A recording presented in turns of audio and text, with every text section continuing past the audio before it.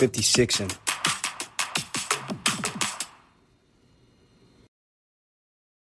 Yeah. Welcome back, everybody. Another episode of 56'N. This time we have BJ and Mo. Awesome. Love it. We haven't done one of these in a while. Real quick, though. We were just talking about yours truly was on from caving in to crushing it on Monday the 27th. It'll be posted the same date as this one. What date is that? Shoot. February 3rd. Are they holding on to episodes? Are they holding on to episodes there? No. So listen, it's a radio show and a live stream all at the same time, and then they record the interview whenever they do one. And it was like, I need a producer because the producer was running everything in the back, and whenever I would say street tales or talk about that, you'd see a little thing slide in. Just how tight it was. I was like, son of a bitch. It was awesome. And he was in the corner doing the countdowns and stuff like that, all these cool things, but it was really good. And I'll give you guys, so Drew Duraney, his whole thing is he says there's three types of people, and he only has the third type on his show. There's the first type that walk through life blind to adversity. They just they don't either acknowledge it, they don't see it, they just kind of float around, whatever it is. That's one thing. Number two is they see adversity and they feel victimized. It's too hard. It's not my fault. It's somebody else's fault. And that's why they can never achieve success. The third one is the one he's more focused on and who he likes to have on his show. They see adversity. They see it as a challenge, something to overcome, and then they crush it. I was like, let's go, bro. I love it. And it wasn't just for law enforcement or whatever. It's just in all walks of life, period. Male, female, doesn't matter. He's like, that applies to all walks of life because I think there are those types of people. And you see the same outcome that he's saying, like the people who want to be victims. And I'm not saying like there are people who are true victims. That's not what I'm talking about. So don't come for me. But what I'm saying is there are some people that everything that happens to them, it's somebody else's fault. Somebody else didn't help them. Somebody else did something mean to them. Somebody else made them do whatever it is that they did that was wrong. Like it's ridiculous. And I think that is becoming like such a cultural accepted thing that people are like, oh yeah, it wasn't their fault. People even regurgitate stories to you about how this person was a victim. And, I mean, they did that, but it was because this other person told them to do it. And stop. And then you have the people who do look at things and go, all right, this is a problem. Let me figure out how I can change this or fix this or overcome it. Now, I'm interested. You brought up a good point, though. I'm interested to I guess my question on that is, how do you think that keeps being perpetuated in society? Because I personally have never really been around people. I don't associate with myself with people who are like that. But it's obviously it's prevalent in society. Like, where does that come? How does that come about? I think it's generationally happening, where we have parents that are. And it's not something that's new. I think parents have always inevitably want to make things easier for their kids, so they start doing and taking away responsibilities. They start doing and taking away or interjecting to try to make things easier or giving their children excuses.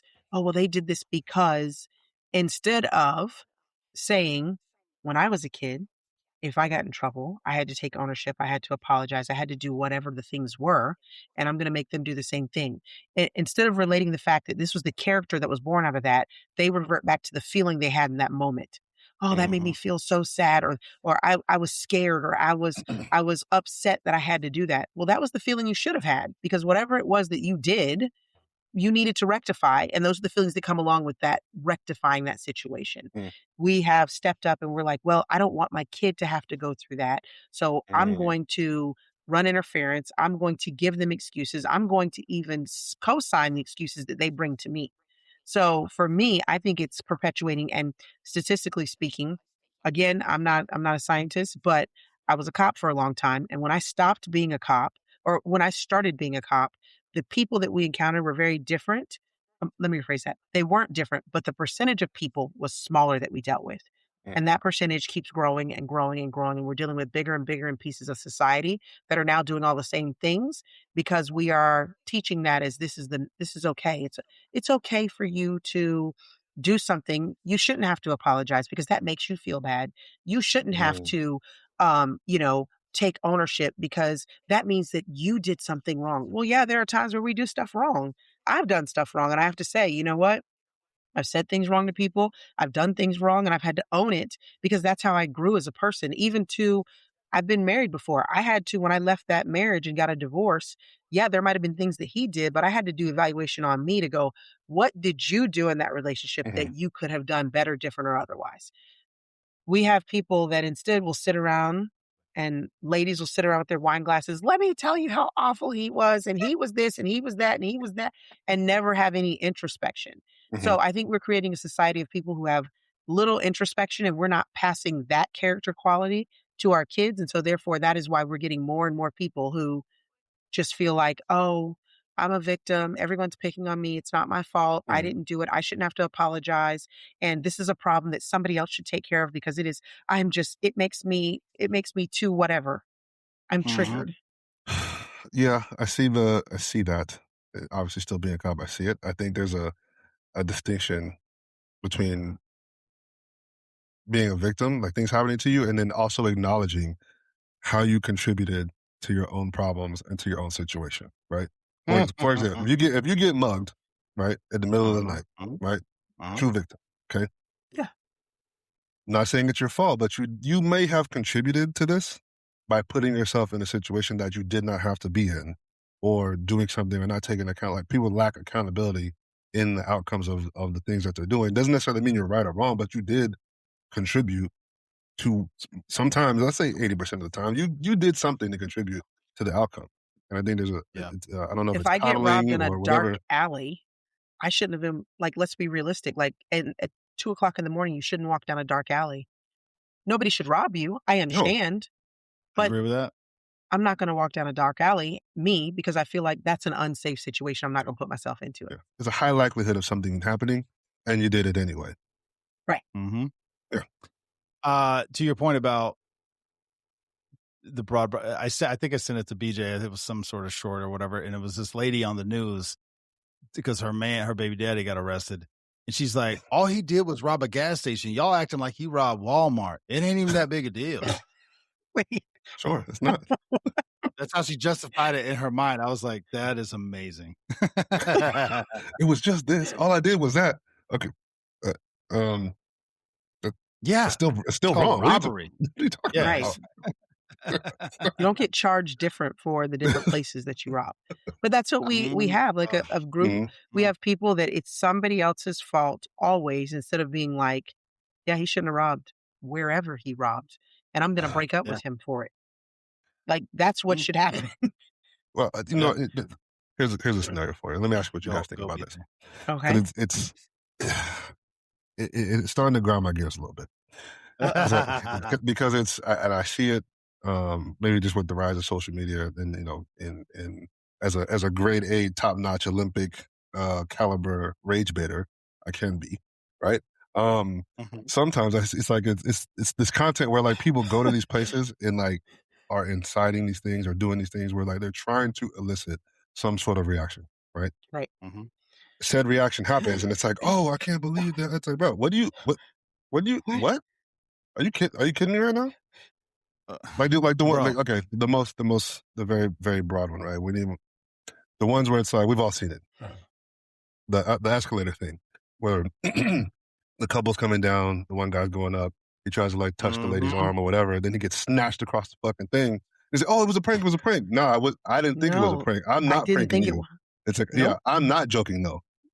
I still don't think it's a prank. You about to catch these hands. Exactly. They'll be like, "Oh, I can't believe that. Oh, it was just a prank." No. Some people don't play like that. Yeah, exactly. And I'm like, I don't feel, I was like, if something happens to you, you're doing that, I really don't feel that bad for you. I just don't. You're not a victim. No. And that's what I mean. You contributed to what's happening to you. Right. Doesn't say you should get, punched in the mouth. Sometimes that should happen to you. Right? If it does, you pick them up, pick up your teeth and go, I won't do that again because that was a bad choice. Yeah. Well, to your point and about consequences, but people think that shit's funny. And I also just saw this, and it made some local news story, whatever. I don't know where it was, but it came up because a husband and a father spent all of his children's college fund money on an OnlyFans model. And she was being interviewed because the story broke. And the interviewer told her that. She goes, well, I make really good content. Like, she thought it was kind of funny. I'm not mad at her. That's not her fault. I'm not mad at the OnlyFans model. It's not her fault. No. Not her fault. It's not her fault. But it was just the whole story and the way it all went. Like, that man ruined that whole family nucleus. And she's like, And again, I'm not blaming her. But what I'm saying is, this is what's kind of being put out there. A fucking dude. And listen, it could have been gambling. There's a million things that the dude could have spent money on. But you're just adding more. You're adding more vices. This is not, you don't start at using your, but you don't start at taking your kid's college fund and giving it to an OnlyFans model. He's done this before, and his wife has probably known, or significant other has known, and excused his behavior. Listen, you can't do that anymore. And so he kept going bigger. Maybe it's the last time. I'll never do this to you again. How many times you heard that shit? Yeah. Like, you don't start, that's not where you start with squandering your money away. No. That's true. No. That's very true. You find your vices, and that's what you kind of they progress. They progress. Yeah, it's definitely a progression, 100%. For sure.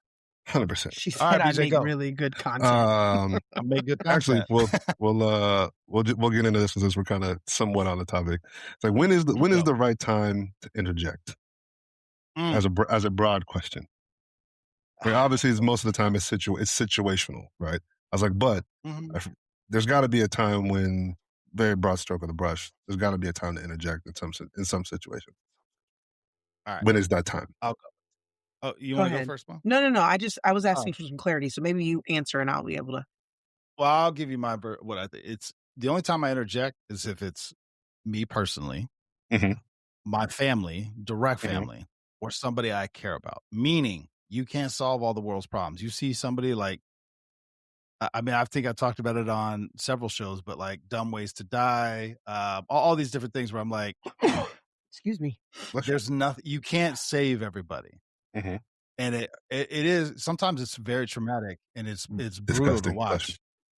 It's brutal to watch, but you can't interject all the time. And then it also, maybe to your point, Mo, the level of interjection.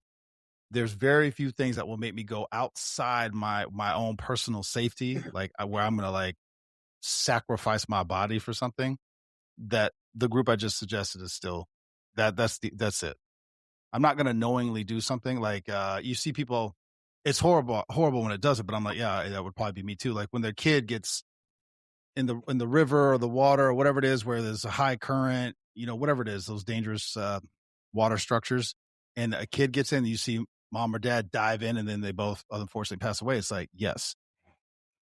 Now, it's a hard thing for me to say. What if it's somebody else's kid? I don't know, because I got my kids. Yeah. See what I'm saying? Like, it gets hard. It's hard. I will say, though, the level of interjections also. This is where we're talking about, is interjecting like in this capacity is what we're talking about. Yeah, that could be the scenario. Okay. Yeah.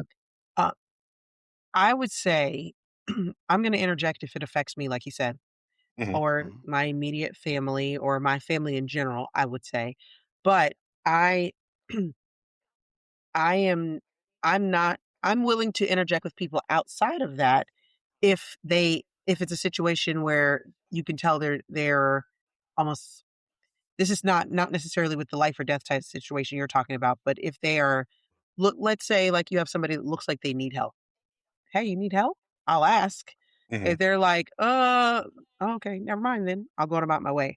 But to force, I would have to be a life and death before I would consider it. But then now that I'm a mom, it is something that's always in the back of my head. I got to come home to my baby. So I don't know how the level of interjection that I would have. And the reason I say that is because I know when I got pregnant with my son, I was still a cop at the time.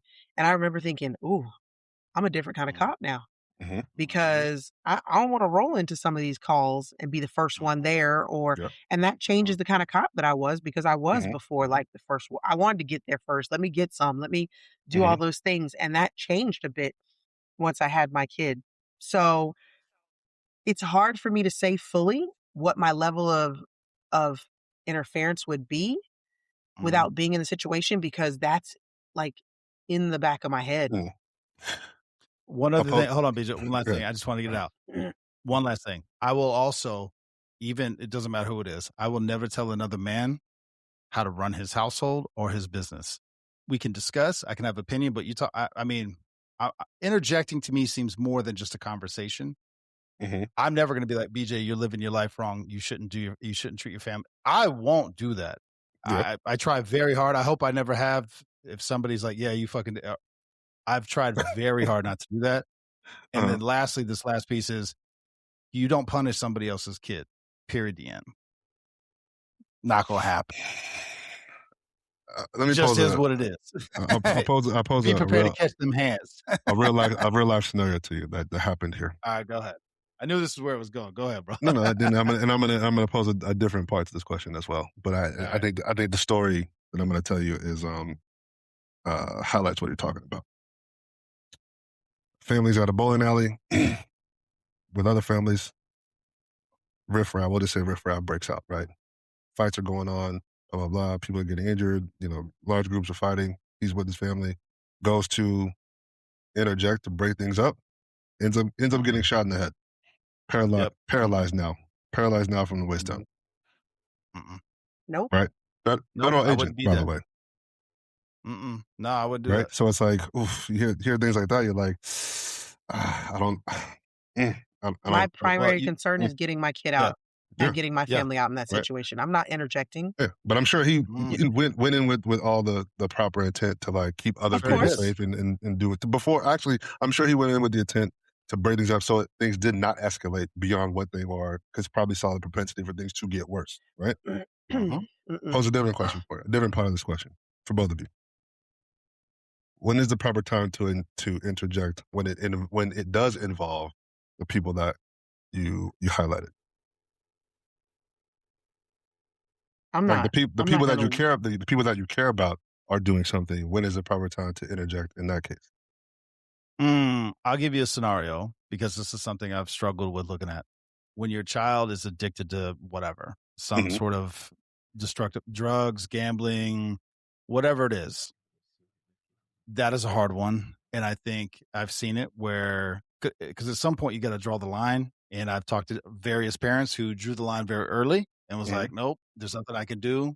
I did my best. They have the regrets, and I'm not saying it's easy and they don't live with remorse or guilt, but at some point you got to be like, there's nothing more I can do. Yeah. I don't know what that line is. I don't know until it happens to you. And I pray to God every day it never does. I don't know. But when you see that destructive behavior, you have an obligation. You have a duty to, fuck. I've told I was like, I will grab you. I will throw you in fucking handcuffs. I will drag you to rehab. I will physically remove you from any situation until it's clear that you're not my child anymore. Like, you do not, like, that is the hardest thing I've ever seen. But then I say words like that. And I have this thought in my head.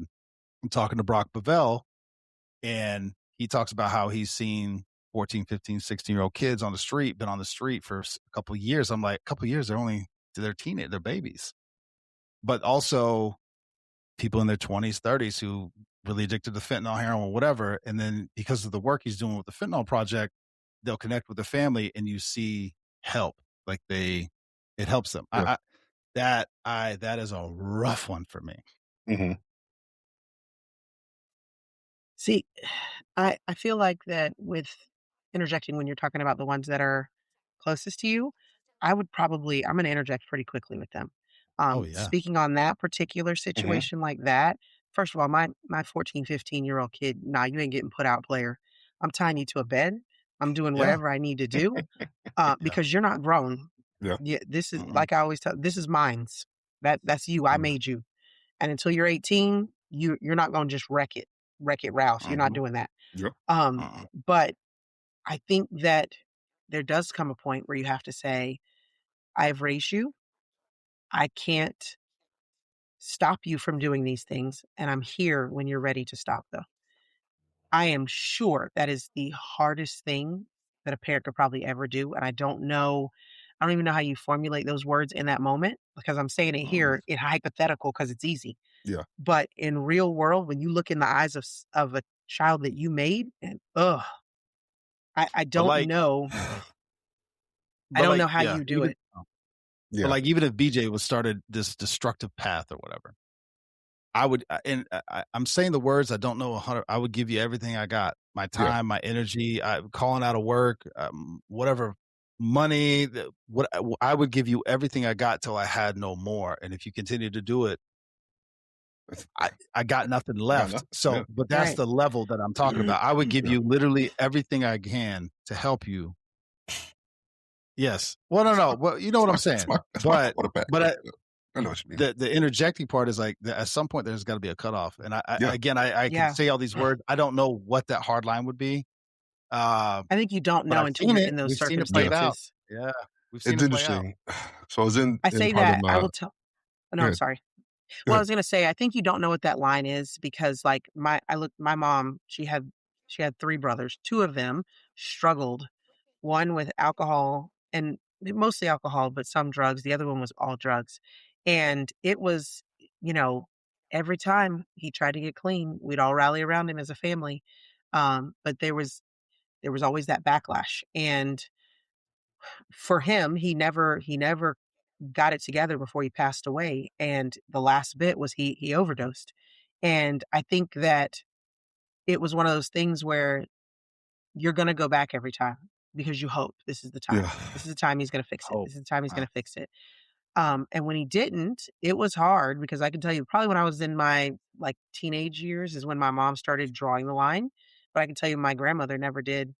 He always got to come back, even with stealing from her and doing some of the things that come along with being an addict.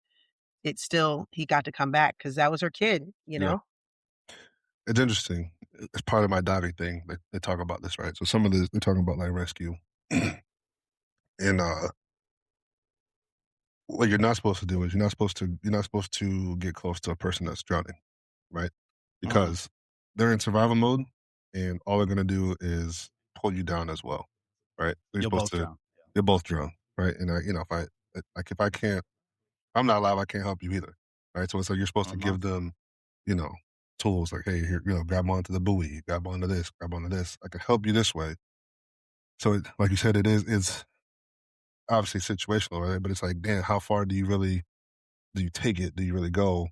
It's like, yeah, because if I'm doing all these things and now I'm getting pulled on it too, now I'm no good to both of us. Yeah.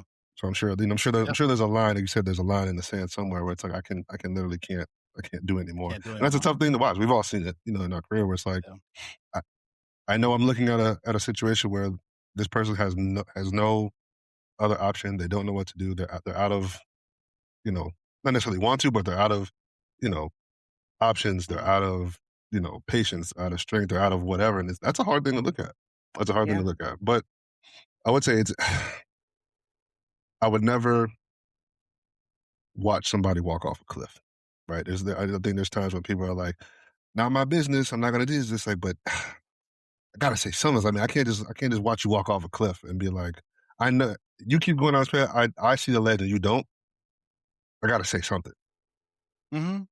At a minimum, like you said, at a minimum, I got to say something. It's like, hey man, look out for that ledge. And sometimes that's all you can do. Sometimes that is the level, right? I think that is a level that we all can do. But I think then the person keeps walking. Do you tackle him? Do you try to, when he falls over, do you try to reach down and grab it? Like that's the part, the metaphorical point where do I, like, I'll say to you, hey, BJ, Tyler, I don't think you're making good choices right now, man. But if Tyler's like, well, don't tell me nothing, Mo, I'll be like, okay. And it's not really fair here because this is a different situation because I feel like I'm going to keep coming at y'all. But if we're talking about someone that I am not, that's not someone that I'm I'm super close with, yes, I'm going to tell them, hey, watch for that ledge, man. Mhm. But if they keep walking, I'm not going to tackle them and potentially fall off the cliff myself, Yeah. trying to save Mhm. them. You know, my kid, I'm falling off the cliff or I'm drowning. I'm not just throwing them a Oh buoy. yeah, Yeah, 100%. yeah. That's different. But I Yeah. think if it's somebody else, yeah, I'm throwing them a buoy saying, grab it. You're not listening to me, grab it. But if they choose not to listen to me, I'm like, hey, Yeah. that's Hey. wild. Damn, that's crazy. Damn, you see That's that? crazy. Damn, that's wild. Damn. Well, And you're I'm talking about the federal agent that got into a vault, and you said he was with his family at bowl night. Yeah. I'm gonna be a really good witness for like 5 or 10 Yeah. seconds, because like, hey y'all, we need to go. We need to go. Yeah, There was 5 people in there acting wild and out. It's getting gone, crazy bro. in there. It's getting crazy in there. We got to get out of here. Gone. y'all need to send the cops to Hey, y'all should get somebody over here. They acting wild in here. they Yeah. wild in there. There was a dude with a blue jacket. There was another dude who had a Yep. red hat on. There was a dude who had a gray jacket. He had a gun, and it was wild in Yeah. there. It's Are you still there? wild, Do you but see I got my anybody? Oh, wife no, and my I'm kids. gone. Yeah, I'm gone. Yeah. No, I'm No, calling I'm you from the safe. house. I'm safe. I'm Hey, good. no, yeah. No, I'm in a safe space. Where you come I'm almost home. Yeah, Yeah, if you we need something, you can just- call me back. Yeah, if you need something, you can call me back. But I'm not going I'm back. not gonna come back up there, but you I'm can not going call back. me. Mm, I'm not going No. back up. No. No. I'll meet you at the office. No. Yeah. No. Here's Oh, my thing shit. too on that, because I know BJ, you're still there. Tyler, you're still in it to an on a federal level. But Mm. I look at like now, when I was a cop, yeah, I would interject with people to a level that could be dangerous because that's what my job was. Now I don't have that level of trying to think of the word, like I don't that obligation for me is not in my heart for people, and I don't want anybody to get hurt, but to No. interject to a level where I could get injured or my husband get injured. No, I'm backing out, and I'll take as many people in there who want to come with me. Yeah. But I'm not arguing with nobody. Hey, this is the exit. Let's go, Frank. Let's go. This is the exit. Yeah. You We know, out. we Well, out, and y'all can come with us. Yeah, let me give you a professional workplace example, because this might also tie in. Secret Service, and when you travel, people go out. When you're traveling, you're typically always going out to eat. You're doing all these things. People have drinks, whatever. There was one individual who kept going out with, we'll call it staffers. I'll just say it that way. Non-law enforcement people who were there on part of the trip.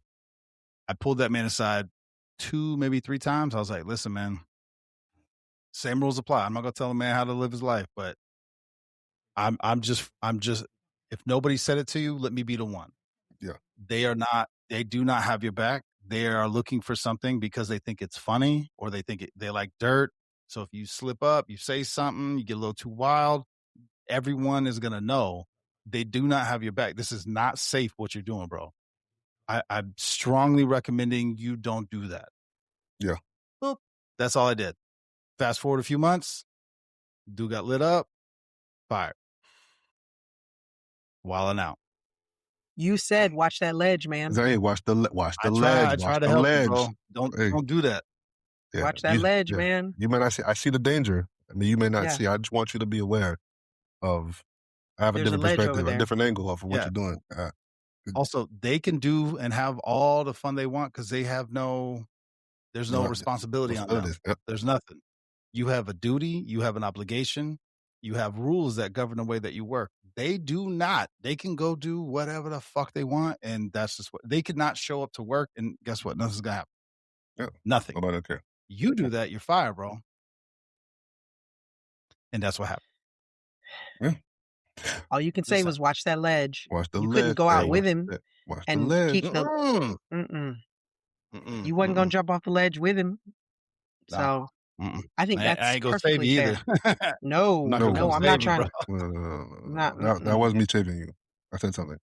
That was me saving you. Yeah. That was. Yeah. We'll segue real quick because I brought up drowning, but this is a quote that I heard, and it spoke to me a little bit, as sometimes quotes do. The quote is, "I was drowning, and people were criticizing the way I swam." And I was thinking about the feeling of that. I'm like, I talked about it in therapy, and I was like, I've been in a space where I felt that, and it's like, dang, it's okay. Like, yeah, I was drowning and, people were just talking shit, about whatever. And like, but once I finally like got my shit together and like got up to the ledge to the side of the pool or whatever, and I'm like, motherfucker, like that, you know what I'm saying? Like, damn, you just gonna watch me? Nobody gonna say nothing? That's You're what not gonna y'all throw was me gonna a do. bone? Nothing? You're not gonna do nothing? That shit really got me fired up. And I was trying to like calm myself down about it. Cause I'm like, how many times have we seen that happen? And to me, it speaks to a bigger issue in society. Obviously, with social media and whatever, and we live a much more, I guess, interconnected. We're connected to everybody. There really is no distance among us, right? Because we're just so connected, if you will, right? But I see it culturally, maybe societally, and I can only speak for America, right? Where it's like we will watch people drowning and not say shit, not help them, not do anything, and just literally just talk shit about them. And I just talk shit about them, like, oh man, he's fucked up, blah blah blah, whatever. And I'm like, that shit bothers me. It bothers me. I think it speaks to where we are as a society where we can do that. And then you want people to like, oh, why didn't you ask for help? I was like, motherfucker, I needed to ask for help. You saw me drown. I couldn't You ask for. saw I me couldn't do drowning. anything. I was fighting for my motherfucking life, and you just laughed at me. Yeah. I'm like, it's crazy. Mm-hmm. That is the society we live in nowadays because many people in this world are, if I can point out that BJ's drowning, look how ugly he swims, look how he does this, looks like nobody's looking at Monique then. Nobody's Mm, paying attention to the things that are going on that I'm not performing well at. mm, And I'm not, then again, it goes back to what we were saying at the beginning. I don't have to take responsibility for things going on in my life mm, if I can just deflect. It is another Mm-hmm. tactic that we use as a society to make ourselves feel good. Now, the mm, flip side of that, I will say, is that sometimes when we are drowning, we are hyper focused on the people who are laughing at us and missing out on the people sometimes that are there mm, going, BJ, come on, man, I got you. Swim to the shore. Look at me. Don't pay attention to them. Swim to the shore. Because the people who are doing that are always louder. They're often louder, the mm, ones that are doing all that nonsense, because that's what we've created. We've created people, and this, like I said, goes back to what we were saying earlier, that feel like in order for me to get up, I got to make sure I'm standing on BJ's head mm, or I gotta be standing on Mm-hmm. Tyler's head. Instead of Mm-hmm. thinking that if me and Tyler and BJ work together to climb this cliffside, that if I get tired, they're gonna help hold me up. And if they get tired, I can help hold them up. That's where we have everything is individual, and it starts even in the family unit because we don't even tether our kids to our families anymore. mm, They are parasailing without the rope being tied to the boat, and we're hoping that they land safely. mm, That is what's happening. And so it's like if you in a home level, you're not a team. When you go out into the world, how are you going to team up with people or learn how to team up with people? Mm-hmm. And since we don't, when we're failing at things, we go, well, wait, look at BJ. He's drowning, guys. mm, That's what's happening. mm, That's my Well, opinion. we were just talking about this. I'll leave context out, but advice that I have recently had to give is you need to be careful whose advice you're taking and who's speaking the loudest, and pay more attention to who's actually there for you and actually going to help you. Everyone's got an opinion; they're all entitled to it. But the one that speaks the loudest should be the one who's actually been there for you since day one, who's going to help you. Don't do that. You should stay here and do this. Well, are you going to help me if I stay here and do this? Well, nah, but I No. think you should. Don't listen Yeah. to that person over there. He's just trying to whatever. He's manipulating you. Yeah, but that person over there is like going to help me again in a positive. He's actually there for me. He's offering up his home, yeah. his time, his energy, his finances, whatever. He's there to help me. Are you? Well, no, I ain't got it like that. Then shut Yeah. the fuck up. Yeah, but I want to be able to say what I want to say. No, you can. You can. You can. You can. You can. I'm not telling people they can't have an opinion, but Yeah. be careful which ones you listen to. Yeah. Which ones are the Yeah. loudest? What's the saying? The the boos are usually loudest from the stands, right? Mhm. Oh yeah. Yeah. Yeah. It's always loudest from the stands, right? But I think that's it's interesting that you say that, Mo, about the people who are actually trying to help and you're hyper focused on the ones who are not, because it's like, yeah, obviously we all love the encouragement and sometimes you need that, right? But it's like once you like you said, once you get to the edge, you're like, damn, okay. Like I thought, I think sometimes it's what you're necessarily, maybe sometimes what you're expecting is like, damn, Right. I thought you would at least throw me a bone, or like at a minimum, an encouraging word. Like you didn't have shit to say, and I've noticed this, especially in recently, even when good things are happening. Right, I'm always cognizant of who's not saying anything at all. Right. What I think that was, y'all gonna yell at me. I believe it was Martin Luther King, but he said it's not the words of my enemies, but the silence of my friends. Exactly. Yeah, and it's like, It's true. it's like, listen, if my friends, Look it up because I think I'm gonna get that wrong. Hold if up. my friend Keep is talking. standing with my enemy, now I think I'm looking at an enemy out loud and an enemy that's silent. Yeah. Mm. That's I'm like, huge too. And that's the thing too, I will tell you, when you are in those moments where you're drowning and you're fighting for your life, and the people who have been, oh yeah, we're this, we're that, we're this, and then they're standing there going, hope he makes it. yeah, I'll be, Hope he all right. yeah, You're gonna throw him anything? yeah, Well, no, I don't. Oh, I don't yeah, want to because I don't want people to think that I'm somebody who drowns too. yeah. So I'm not gonna like all of a sudden. Those are the ones. I think the reason why when you get to you were saying this got me heated Mm-hmm. because when you get to the edge, that's when you're like you have to face the realization of those people because you've probably put them in a place they didn't belong in, and Mm-hmm. now you've had to recognize like this mother ain't got Like, nothing yeah, good about. Okay, now I've yeah, gotta like, you've gotta and we can do it, but it doesn't mean that if I've let you into a certain level, it's hurtful. That's the yeah, reality. Yeah. yeah. I think you're absolutely right. It's like you're recognizing, like, damn. Now I'm questioning my own discernment a little bit. It's like, oof, maybe I mismanaged that one, or maybe I wasn't. What did Mhm. like Drake said, what did I miss? Like I missed something, right? I missed Right. something, and now I'm Right. like, huh, okay, Uh, mm, your boy was very close. Dr. Martin Luther King Jr. famously said, "In the end, we will remember not the words of our enemies, but the silence of our friends." yeah, Yes. 100%. And the silence Yes. is He was very loud. Silence he is was so applying. loud. He was speaking towards about the civil rights movement, Yeah, but close, not too bad. All right. very, Yeah, you very were close. really good. You're close. I I will was tell close. you I was too, close. that's BJ, I think what you hit on the head is the bigger piece is you start questioning your own discernment. When our trust in ourselves gets nicked, that can be really, really detrimental. That's where the anger, that's where the it's almost can be, that angst and that fear of like, can I trust me next Mm, time?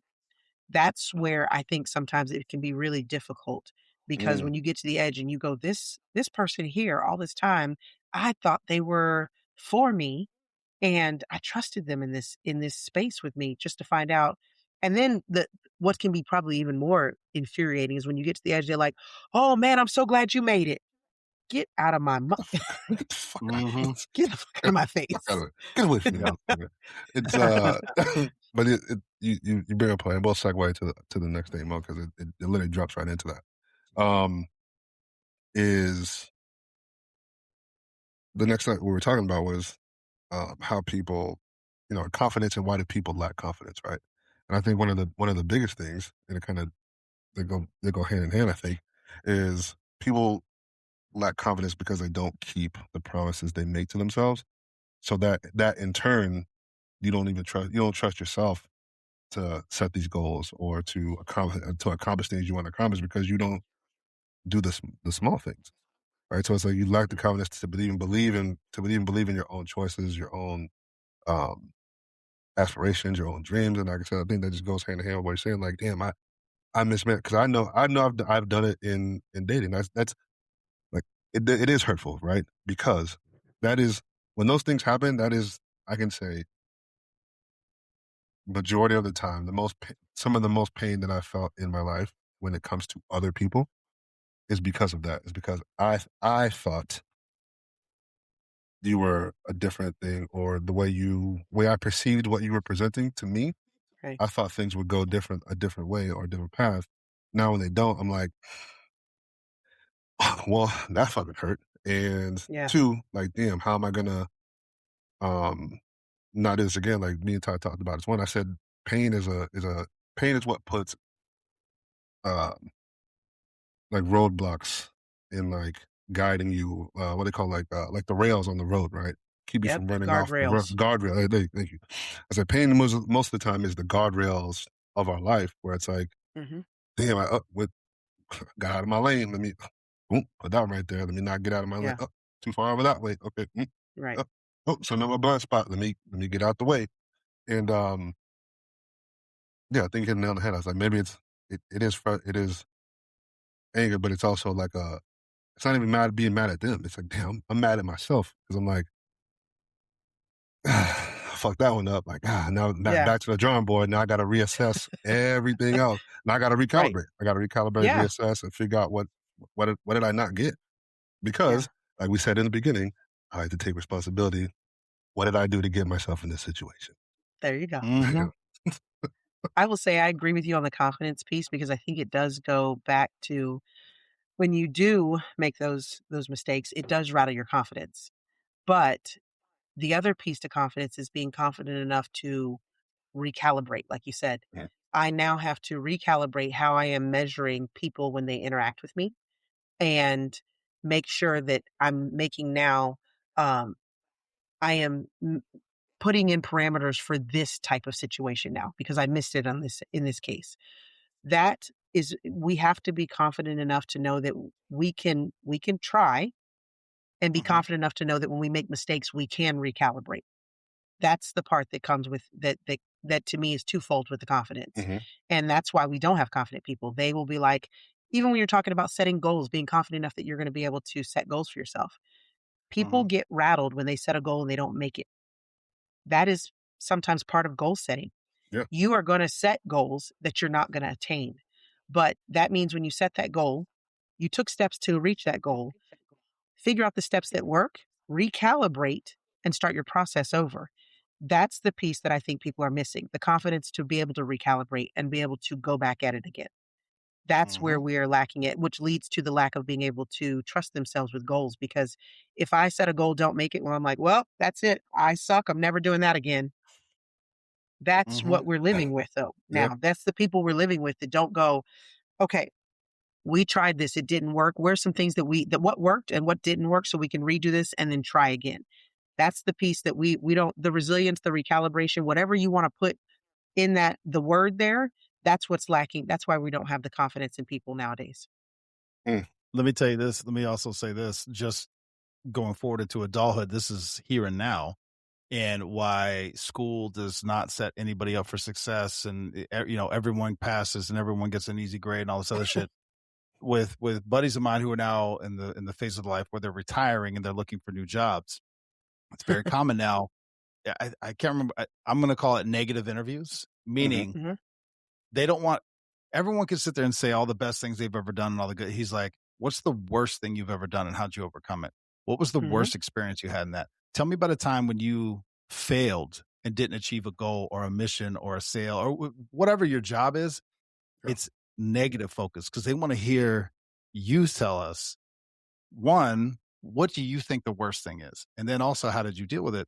And one of my buddies, he's like, I didn't get the job because they were like, you haven't had any adversity in your life. He goes, it's not true. I was like, yeah, but you weren't ready for that type of interview. You went in there with your love me sheet. Yeah. Let me tell you all the great things about me.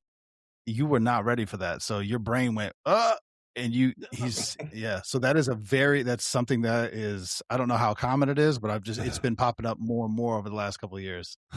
The negative interview. Yeah. I think you're right. Yeah. I think and how people deal with adversity will say a lot. Like you said, Mo, how people deal with adversity will tell 100%. you a lot about who they are as a person. And this is what I see a lot of. This is kind of maybe a little bit of a tangent. Not that I'm I'm not that I'm anyone that people should give a fuck about what I think or how I'm perceived in the world, right? But I see a lot of let me say highlight reels, right? It's very performative. It's very like almost to the point of like, oh, I'm amazing all the time. Like, I don't want to see that shit. I don't want to see that. Show me, like you said, show me the time that you got it wrong, and how you bounce back, or how you did what you did, how you pushed through, or whatever. I'll take you a little bit more seriously if I get that part of you. To me, that's more authentic as somebody who's, I've never made a mistake. I'm so amazing. I'm so great. Bullshit. Yeah. Come on, get the fuck out of here. BJ, Mo, you might appreciate this. Football analogy. Game film. The day after the game. BJ, tell me if I'm wrong. You could score 3 touchdowns, have a sack, 3, just 3 graded blocks, whatever it is. But your coach, if you get blindsided, rocked, or pancake, because it does happen, that's the one the coach pauses on, rewinds, rewinds, plays, rewinds, plays, rewinds, plays. You're like, all right, bro, we got it. He goes, I'll just make sure you all caught that. Got it. Yeah, I want to make sure you. Martin got knocked into fucking next week. And I'm like, got it. I also had 3 touchdowns and 4 sacks. He's like, yeah. Look at this video. Like, all right. Rewind. Rewind. Play. So if you play sports, like that is what, bro, yeah. And you'll feel some type of way about it. It's important that coaches do that, right? And I think, it's you're gonna encompass that a lot more in sports because you can bounce back more quickly. It doesn't really have most of the time doesn't have an adverse effect on your life in whole, right? Mm-hmm. So you're learning a lesson without the negative consequences of life actually happening to you, right? I was like, but here's the thing about that. And I had a coach say this to me one time. It's like, oh, like you said, we all point out that, but I did this so well, but I did this so well. He's like, yeah, here's the difference though. We planned for the good things to happen. Right. It's like that was part of the plan. We planned to be successful. We planned what we did not practice for was failing. He's like, so I want to see how you made the mistake. What was the adjustment? How did you come back the next game? How did you come back in practice? How did you handle this adversity? Because nobody wakes up in the morning and is like, I think I'm gonna fuck up today. I think that's what that's what I got going on today. I'm gonna fuck up. What do we have on the agenda? Yeah. Fuck up Let me see fuck what up I can that. do. Yeah. Let me just see. BJ, I've told my kids this story. It's in high school. I said whenever I talk about highs and lows, I was like, and there's one game that I experienced the highest of highs and the lowest of lows, all in one game. What happened? Mo, I scored like a one-handed diving, getting hit, caught it, touchdown. Bro, you can't touch me. Hype. Everybody maybe screaming. 1 quarter, few minutes later, BJ, you're gonna laugh. 75 yards wide. There is they dropped all the coverages. It was just me and the ball like Just this. you. And it went pat, pat, pat, pat, fell. The whole stadium went, Then think about this. I had to pick up the ball and run all the way back with everyone looking at me going, God damn, bro. Yep. Just you. Low. I wanted to hide. You. I wanted to hide myself. I wanted to Forrest Gump it and just keep running the ball. All in one game. All in one game. I was like, God, you didn't have to humble me that quick. Like, give me a minute. Damn, I was feeling it. Yeah, your head started getting too big. Yeah, you needed that. My head was swollen. I was like, That's no why. one can touch me. He said, watch this. Bink, bink, bink, bink. He was like this with the ball, bro. Dink, dink, Mo, dink. Could you imagine having like 10, 15,000 people just go, all one time? Yes. I've been one of those 10,000 people, but no, I can't imagine it being me out there. Yes, 100%. And there's no excuse. There was no players around. It was just me. Just you. Wide fucking open. Well, now you know how I felt when I fell in the dirt. Yes, I do. Oh my gosh. Mo. When BJ, we're chasing, hit this dude, great. But we're running and BJ, boom, he's out. He's got him. I'm like, yeah. And then I see him go down. I was like, yeah, you got him. Fuck it. Where's he at? He's like, just breathing in dirt. I was like, where are they? He's still running. Go get him. Go get him. He goes, I fell. I was like, damn, you fell hard as shit. Bro, he said he was getting sand out of his gun belt for years later. For 3 years. Oh, it was so good. I was like, everybody, especially when the sun started coming up, everybody can see how you fucked up. You're like, yeah, I fucked up. But yeah, there's a thing though. While we're on this topic, and I've noticed there's all kinds of people, right? But there's people who look at things in this way. There's people who are not afraid to fail though, right? Yeah. And I like to be around those kinds of people who are not afraid to get it wrong, right? Yeah. Fucking try. I might get it wrong. Yeah. I could get it wrong, right? I was explaining this to we're doing a demo the other night, and the lady was like, she was talking about the bomb stuff. She's like, how do you stay so calm? And I was like, well, I don't know if it's calm or not, right? Because I'm not saying that I'm not afraid. I'm not cognizant of the danger of whatever, right? I was like, but only two things can happen when I'm trying this, right? And I This is apply the same wild, thing bro. to other things, right? Either get it right or I get it wrong. That's Bro, the only that's thing that can wild. happen. I mean, okay, like, and here's the thing too. People are like, oh, they're afraid of, like you said, deflecting or whatever, because they're afraid of the eyes being on them or the hiding. They're afraid. I was like, you're afraid of who you are because you don't even know who you are. You haven't figured it out yet. So you are afraid to show people because you don't know the answer for yourself. I'm like, I'm not necessarily afraid to be embarrassed. Okay, I fucked up. Okay. Yeah. What all right. I got it wrong. Oh, you fucked it up. Okay. Yeah. Okay. I Then will I just say, try it like, again. being a bomb tech, I would be afraid of fucking it up. I'm just gonna say that. Well, here's the thing. Well, like I you told her, only I was mess like, up well, once, Mo. exactly. If I get listen, either way, you're a hero. Okay. You get it You're right, right. you're a hero. You get it wrong, Yeah. you're still a hero. Either Yeah, way, yeah, the yeah. check's clear. Either way. Right. So Either way, the check's it'll Yeah. You're so as the dumb. black, like I said the other day, I was like, as the Lorax of the black bomb text, that's how you Heck should look yeah. at it. It will literally it'll take away a lot of the stress Bro. from you. I promise you. You would be a extra hero because you are the Lorax that speaks for the trees. I speak for the trees. I speak for the trees. Well, I was telling I tell my kids that too. I was like, I won't be mad that you tried something and failed. I will lose my shit if you are too scared to try. Yeah. But there's also the way you try. Meaning, like, if you go into something like I know I'm gonna fail, I'm not gonna make it. You set yourself up. When I fail 100%. Epically. Confidently. Epic failure. Hard and fast and as passionate as I possibly can. And then I go, damn, that didn't work out. Confidently, bro. I will say, like, my dad, he was always, I always tell people that my mom was our disciplinarian. Our dad was our, he would always be the one that would just roll through with an inspiring saying. Like, he'd be heading, to work or whatever. He'd be like, hey, let me remind you this. And one thing my dad used to, from the time as long as I can remember, my dad would always tell me, we don't say can't. Never say you can't. He said, you go in there, you try it. And he goes, and if you fail, you fail. And I'm like, I remember at one point being like, Dad, now I'm working and I have jobs and things like that. So things matter. He's like, baby, when I got this job, I came here looking for one. I'll leave here looking for another one. And I'm like, he's right. Like, yeah, you're right. in the grand scheme of things, like, if you do fail hard at a job because you're actually doing your best, more than likely you're not going to lose the job. But if you do, just move to the next one. That's not where you're supposed to be. But never, he used to always tell us, like, we were not allowed to say, Dad, I can't do it. We could say it was hard.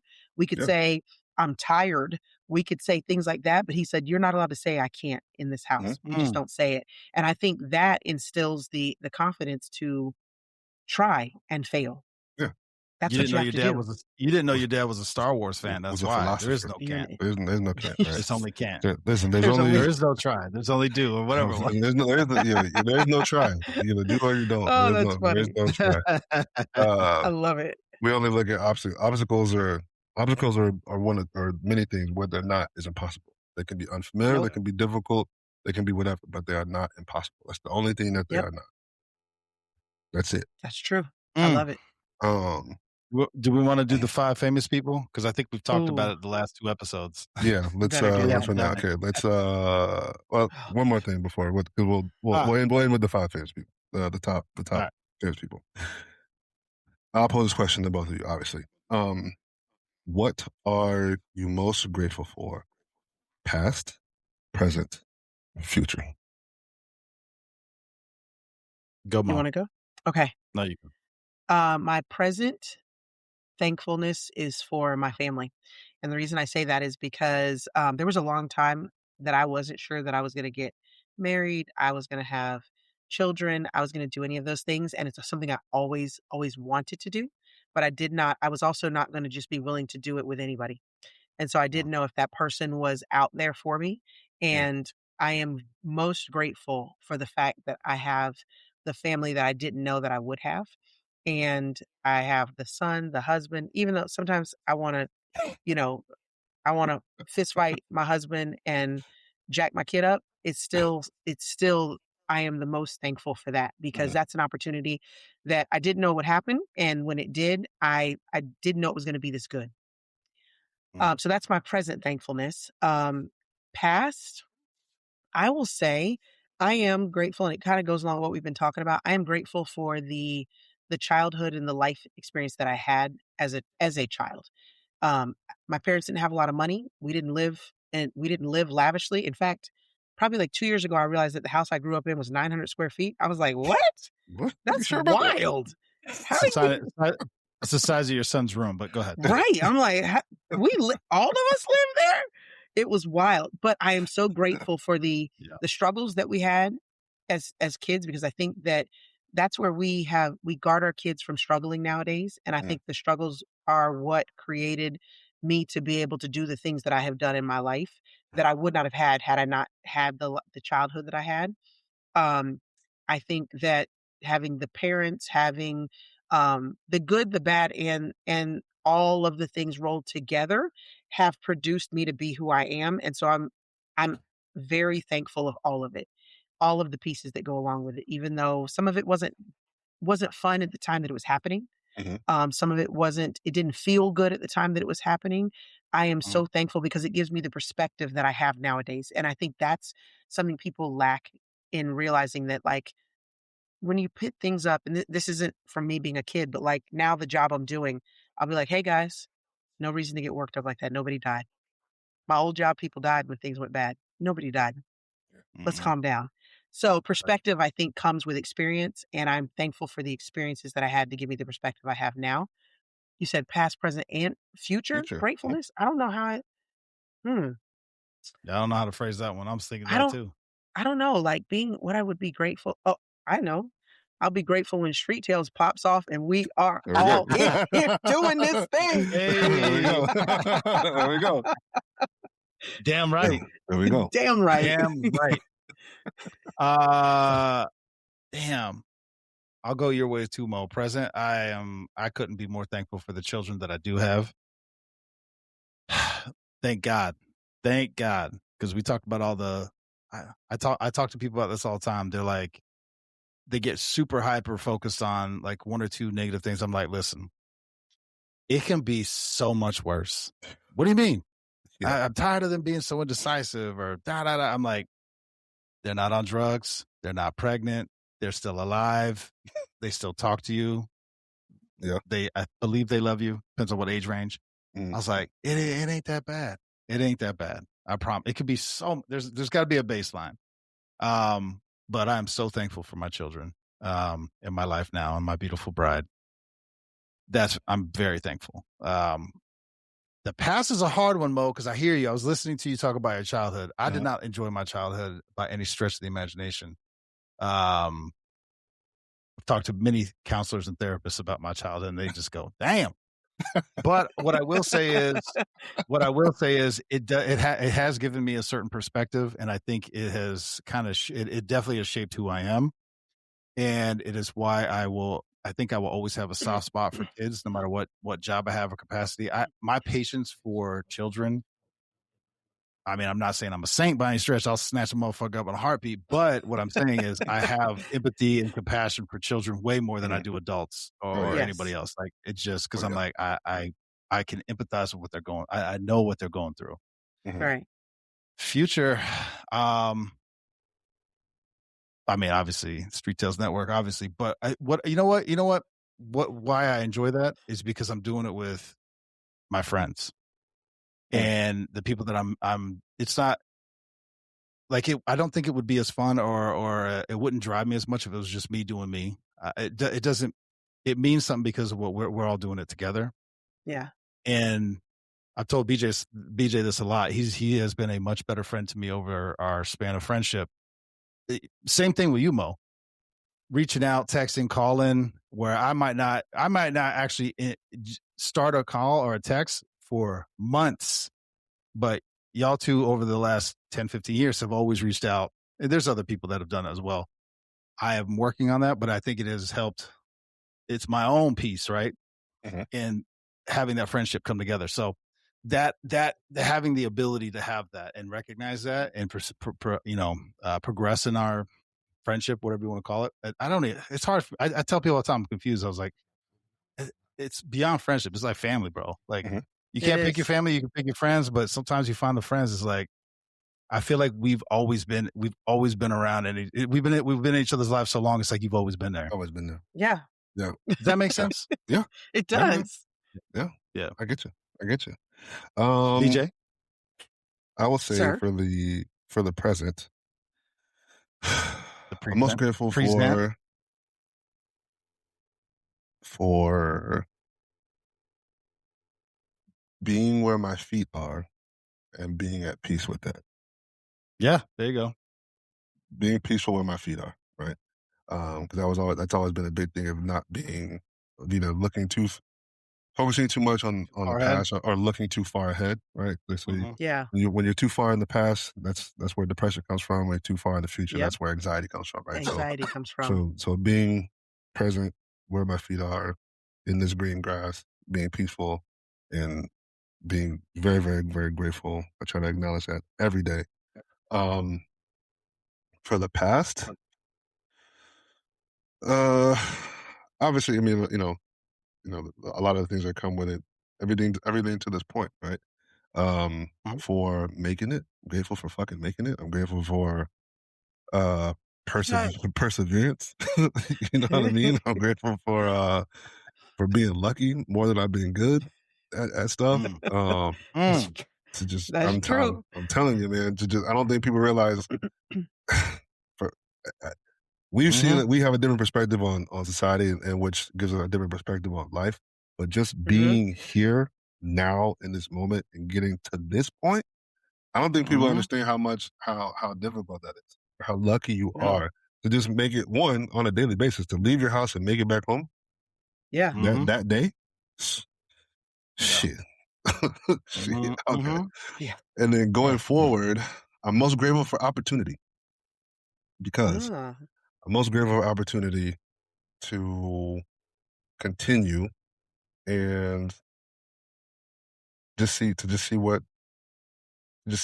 that I'm hopeful for come to fruition, right? Because there's a lot of just like I say the opportunity, because there's a lot of great ideas and a lot of things that are in the graveyard, right? That never had the opportunity to get to that point and take off. So I'm grateful for every moment, every breath is gratitude and a blessing from the Creator. So I'm grateful for anything that comes going forward.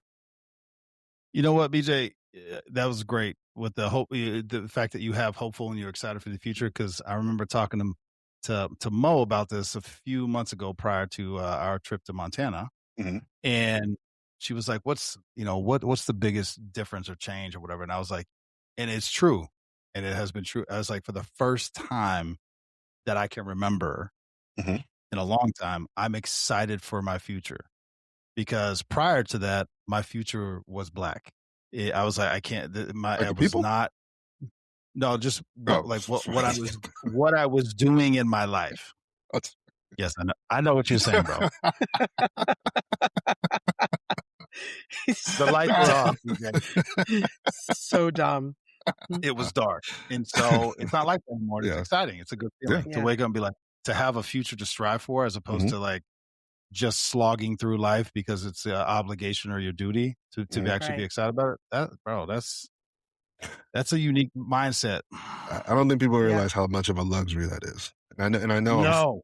I was walking with somebody the other day at work. We were doing some UC thing, and we're just talking about just general shit. And I was like, she's like, "Oh man, I wish I was rich." I was like, "I don't think you understand how rich you are." I was like, the fact that we're talking about being more rich and glazing over the things that we do have, I was like, you're richer than you think you are. But again, we said this before. I was like, my feeling of richness and fulfillment doesn't come from money, because that's just a fucking system, right? I mean, like it's not the thing that shit could be gone tomorrow, right? But if everything I had was gone tomorrow, I'd be upset a little bit, but I'd still be rich. Yeah. It's a unique perspective. It is. All right, let's wrap it up. Yeah. Let's wrap it up, BJ. Last thing. Top. We'll do. You know what? What do the most famous person you've ever met? the most? Do y'all want to go first? I'm going to go first because I don't want to go after you because you're ridiculous. I'm going to put boundaries on mine, though. The most famous person I've ever met, trying to think. I mean, it would have to be, I met the president. Shut up, Tyler. We know you do that all the time, but, shut up. I hate you. I met Obama when I was a deputy because I was part of the augment for the locals with Secret Service, and I was one of their task force members. So that's the most famous person that I would think that I have met because I haven't really met any like movie stars that go beyond local or like regional. I don't know any like people who've been in movies and things like that. So that would be it for Not me. yet. Oh, yeah. Not yet. Not yet. It's coming. BJ? The most famous for she won't remember this, but I do. I met Beyonce once when she was here for a concert, and I was like, "Oh my god, it's really Beyonce in real life." God damn! Did you shake her hand, or you just saw her? Can't fucking touch Beyonce. We're just like, she kind of just like That's going down the line. I was like, thank you guys for being here. That kind of whatever. It's like, you need to shake my hand, ma'am, for me to really feel like you're thankful. I need you to shake my hand so I can cut it off and tell it. All right. The only way that counts, BJ, did she smell good? She smells like you think what Beyonce would smell. Yes. All right. Because if you don't know what they smell like, you didn't meet them, bro. You were in the stand.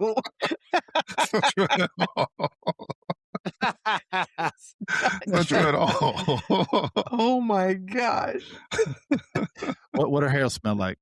It's so dumb. So I'm not trying to be that guy, but the most famous guy.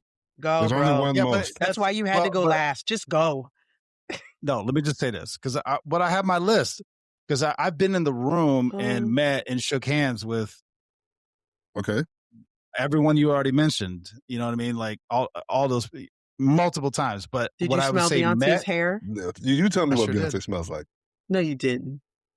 Cocoa butter. Cocoa butter. A lot of deodorant. A lot of deodorant, bro. No, I'm joking. No, but I was just in the room, like all these people. So my list is people that I've actually talked to, interacted with. Okay. More than just a hi, thank you for being that kind of thing. Because I got excited when I'm a terrible person when I met Bunk from The Wire, and he was standing. That's amazing. Yeah. That's amazing. We were at a fundraiser thing, and he was in line to shake the vice president's hand or whatever. And I said, and I went and tapped his hand. I went and tapped his arm. He went. I was like, no. I said, I love your work. He goes, all right. I was like, Bunk. He's like, I see you, young man. He said, yeah, I see you, young man. But at first he was like, I was like, no. I like you. And I want to shake hands. That's amazing. For me, the only time I've actually lost my shit and was probably inappropriate because you're not supposed to do that when you're in the Secret Service. Sandy Koufax. When I met him, I was like, I pushed a certain protectee out of the way. I was like, Sandy Koufax. Oh my God. Like, because I grew up with that. Like my grandfather loved that guy.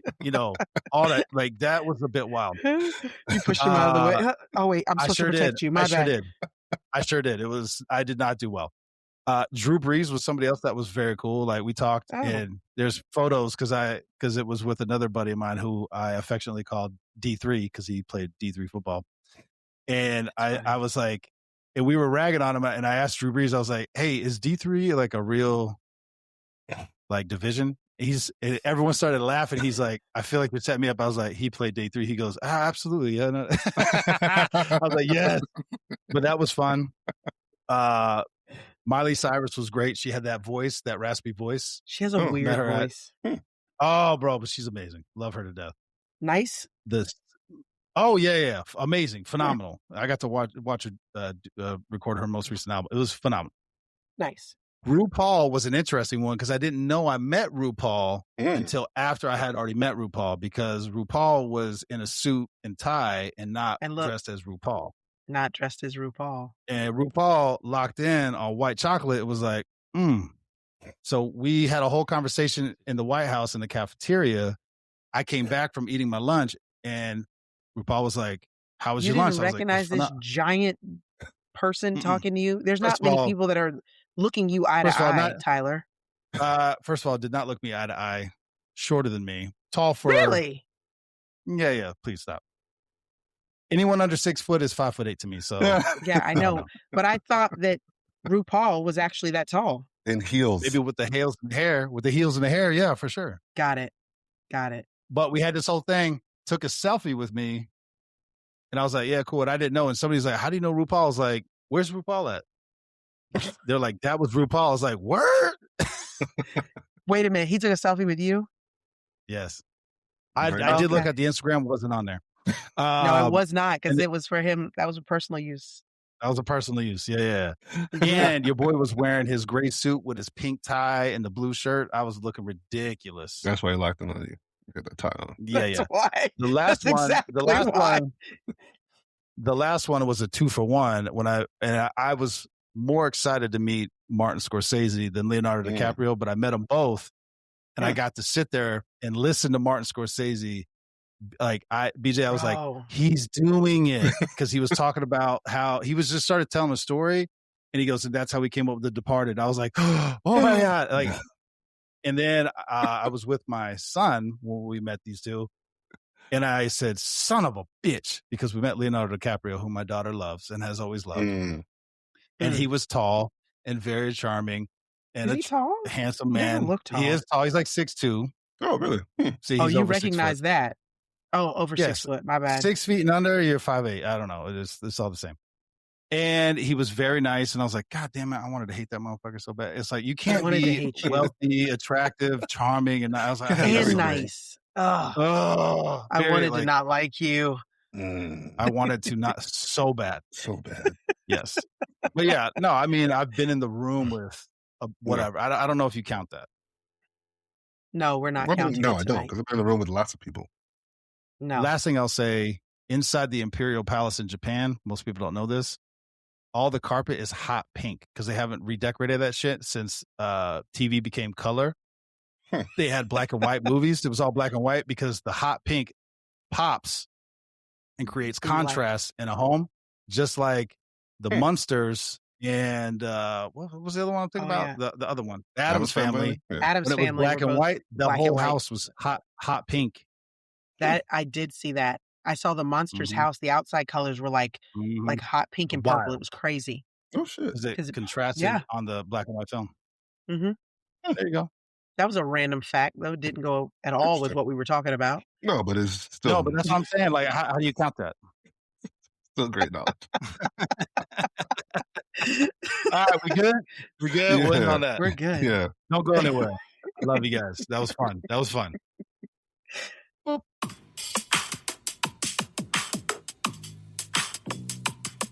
Fifty Sixi'N.